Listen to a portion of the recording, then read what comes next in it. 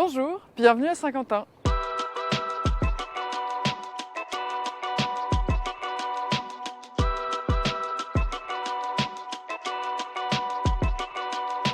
Saint-Quentin, c'est une ville d'art et d'histoire. Son hôtel de ville, par exemple, qui est juste derrière moi, est un joyau de l'art gothique flamboyant. Et je vous invite à vous approcher et à observer les 173 sculptures de sa façade. Et sur cette place, qui croise-t-on tranquillement en train de peindre? Quentin de la Tour.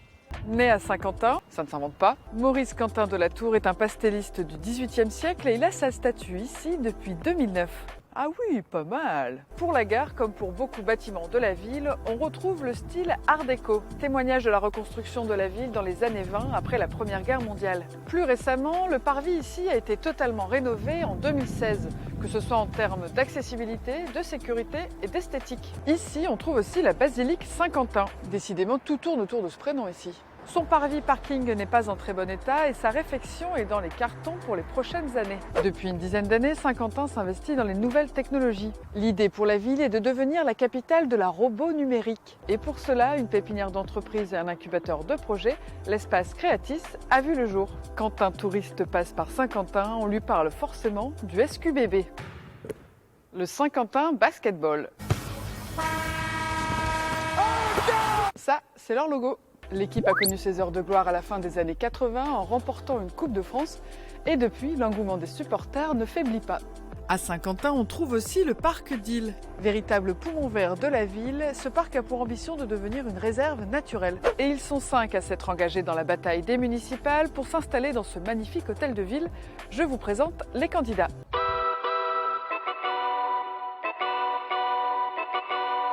On a donc 5 candidats à Saint-Quentin. D'abord, la maire sortante Frédérique Macaret, candidate à sa succession. Elle a pris la tête de la ville fin 2015 lorsque le maire de l'époque, Xavier Bertrand, a été élu président du conseil régional Hauts-de-France. Avec la loi du non-cumul des mandats, il avait préféré laisser son fauteuil de maire. Il est tout de même encore deuxième sur la liste sans étiquette que mène cette année Frédérique Macaret.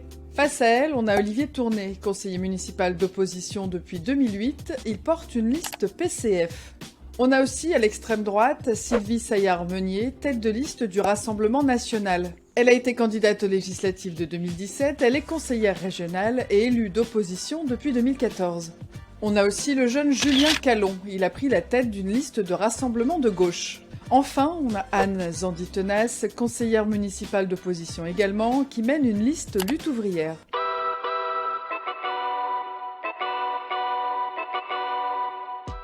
Pour comprendre encore les enjeux de ce scrutin municipal à Saint-Quentin, on est allé à la rencontre d'Olivier de Saint-Riquier, journaliste à l'Aile Nouvelle. Donc Olivier, ici, Frédérique Macaret a pris la suite de Xavier Bertrand en 2015, quand il a été élu à la région.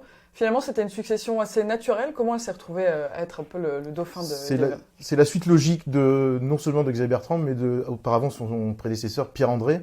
Elle a commencé comme directrice de cabinet sous Pierre André et a été élue comme adjointe sous Xavier Bertrand en 2014. Donc c'est quelqu'un qui connaît très bien les dossiers de la ville et qui c'était presque naturel tant elle connaissait les dossiers, que ce soit elle qui prenne la succession de Xavier Bertrand quand ce dernier était élu à la région.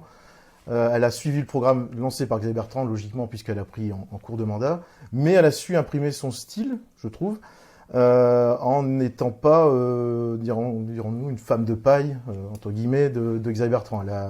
Elle a su, au début, ses défauts, on disait que c'était une femme de dossier, donc qui a du mal à aller au contact avec la population. Ça, maintenant, elle sait le faire. Elle a son style, maintenant il faut qu'elle imprime ses idées, je pense. Il y a pas mal de listes aussi ici, à Saint-Quentin, et notamment 4 listes à gauche, alors que la gauche a du mal aussi à s'implanter ici. 4 listes, d'où elles sortent, comment ça se fait? C'est toujours un problème récurrent dans cette ville, c'est-à-dire qu'il y a longtemps la gauche, donc elle est face à des poids lourds qui étaient Pierre André et Xavier Bertrand, mais n'a jamais su se rassembler. Ou les peu de fois où elle s'est rassemblée, c'était notamment en 2008 et surtout en 2001 où elle s'est pris une claque phénoménale. Donc finalement, la gauche, le rassemblement de la gauche n'a jamais rien donné. Le grand opposant actuellement à Frédérique Macaret et à Xavier Bertrand auparavant, c'est Olivier Tourné du PCF, qui s'est affirmé comme le principal opposant, mais qui reste cloisonné dans son parti, le PCF, et ne souhaite absolument pas s'allier avec les autres. Et donc, Lutte ouvrière a monté une liste. La gauche, le PS, donc les dirigeants historiques du PS, du local, qui sont Jean-Pierre Lançon et Anne Ferreira, passent la main tout doucement, mais avec des jeunes, donc un jeune qui s'appelle Julien Callon.